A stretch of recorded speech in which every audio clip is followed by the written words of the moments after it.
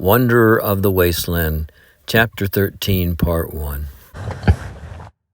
When Adam awoke, he saw that Dismukes had breakfast steaming on the fire. "I'm on my way today," announced the prospector. "What'll you do?" "Well, I'll hang around Tecopa as long as I can stand it," replied Adam. "Huh. That won't be long unless you got in mind something like you did at the Donner Placers down in the Providence Mountains." "Friend, what do you know about that?" queried Adam. "Nothing. I only heard about it once, Phil. Do you pan any gold?" "Sometimes when I happen to run across it," replied Adam. "But that isn't often." "Do you work?" "Yes, I've worked a good deal, taking it all together. In the mines, on the river at Needles, driving mule teams, and guiding wagon trains. Never got paid much, though." "How do you live?" Dismukes asked, evidently curious. "Oh, I fare well enough to keep flesh on my bones." "You got flesh, or I reckon it's muscle. Wansfeld, you're the best built man I ever saw on the desert. Most men drop and blow away. Will you let me lend you some money?" "Money? So that's why you're so curious," responded Adam. "Thanks, my friend. I don't need money. I had some, when you ran across me down in the chocolates. I used about $1,000 while I lived with the Coahuila Indians, and I've got 9,000 left." "Say, you don't pack all that money along with you?" "Yes, where else would I keep it?" "Wansfeld, some of these robbers will murder you." "And not if I see them first. My friend, don't be concerned. Surely I don't look sick." "Humph. Well, just the same now, you're heading up into this country. I advise you to be careful. Don't let anybody see you with money. I've been robbed and held up 3 times. "Didn't you make a fight for your gold?" "No chance. I was waylaid, had to throw up my hands. They tell me you're ready with the gun once, fell." "Dismukes, you seem to have heard much about me." "But you didn't throw a gun on Baldy McHugh," said Dismukes with a dark flare from his rolling eyes. "No, I did not," replied Adam. "You killed McHugh with your bare hands," flashed Dismukes. A red stain appeared to come up under his leathery skin. "Wansfeld, will you tell me about that?" "Well, I'd rather not, Dismukes. There are some things I forget." "Well, it meant a good deal to me," replied Dismukes. "McHugh did me dirt. He jumped claims of mine down here near Soda Sink, and he threatened to kill me. Swore the claims were his, and he drove me off. I met him in Riverside, and there he threatened me with arrest. He was a robber and a murderer. I believe he ambushed prospectors. McHugh was like most men who stick to the desert. He went down to the level of the beast. I hated him.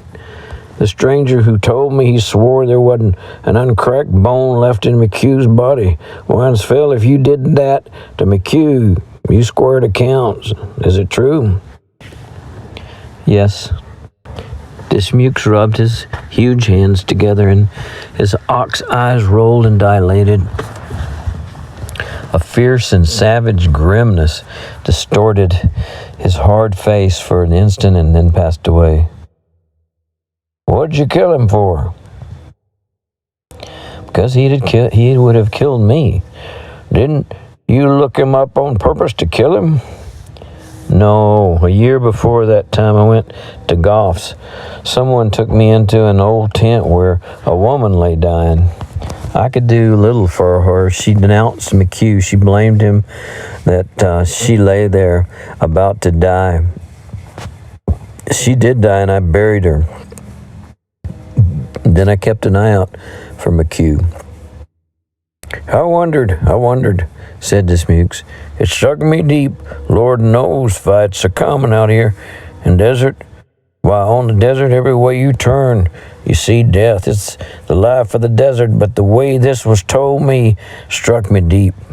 It was what I'd like to have done myself. Once fell, think of the wonderful meetings of men on the desert, and meeting of men with women too. They happen different out here. Think of the first time we met, and this time, once fell, we'll meet again. It's written in those trails of sand out there, wandering to and fro across the desert. Dismukes, the desert is vast. Sometimes you'll not meet a man in months, and not in years will you meet a woman. But when you do meet them, life seems intensified. The desert magnifies. Wansfeld, I want you to go across into Death Valley, declared Dismukes with a deep boom in his voice. That woman in the shack, her eyes haunt me. Something terrible wrong. That man who keeps her there, if he's not crazy, he's worse than a gorilla, for a gorilla kills a woman quick. Once, fell, I'd give a lot to see you handle this man like you handle McHugh. Quien sabe, replied Adam. Draw that map of your trails into Death Valley. I've got a little book here and a pencil. It was singular to see the old gold digger labor with his great stumpy fingers. He took long to draw a few lines and make a few marks and write a few names in the little book.